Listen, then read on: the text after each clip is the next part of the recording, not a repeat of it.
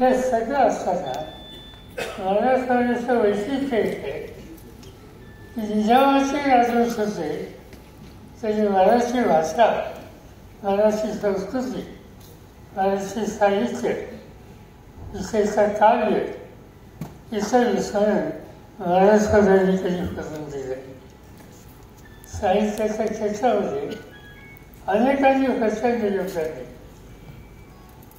आणि जर परिचयी आंदोलनाच्या गेले जात असो त्या कटाक्षाने वेळ काढून आनंदराव भाले यांच्याकडे जात असो. आनंदाची सुसंवाद साधणं व्यक्तिगत जीवनामध्ये काहीतरी नवीन आपल्याला दिसतंय अशा प्रकारचं असतं.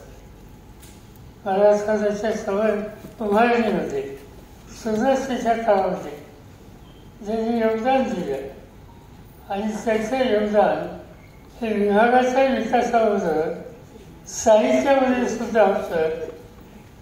अशाचं स्मरण करायचं झालं तर देवीसिंग चव्हाण यांच्या नावाचा उल्लेख या ठिकाणी करतो. आणि म्हणून तर मराठी भाषेमध्ये अलीकडच्या काळामध्ये अत्यंत प्रभावी लिखाण करणारं साहित्य पण आपण चौकशी केली तर कुरुंदकरांचं नाव हे फतेखानी असतं. रानाच्या कविता त्या फतेखानी वाचल्या आणि महाराष्ट्राच्या मराठी माणसाच्या घराघरामध्ये गेल्या त्या नजो महाराजांचं नाव हे आपण कधी विसरू शकत नाही. आणि त्याच मालिकेमध्ये आज आपण डॉक्टर श्रीपाद चौधरी यांनी काम केले. साहित्य संमेलनामध्ये फिरफिरा त्याचं भाषण तुम्ही सगळ्यांनी ऐकलं.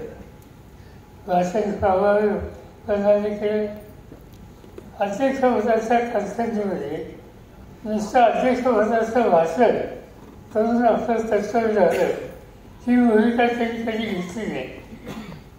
त्या वर्षाच्या कारखान्यामध्ये अक्षरशः महाराष्ट्र त्यांनी पिंचून काढला. ठिकठिकाणी विचारवण महाराष्ट्राचे डेव्हलप आणि त्याचा लाभ हा नक्कीच महाराष्ट्राच्या मराठी भाषेच्या तरुण पिढीला फार मोठ्या प्रमाणात. त्याचं लिखाण काय, किती आहे, किती प्रस्तावना दिली याची माहिती आपल्या सगळ्यांनाच आहे.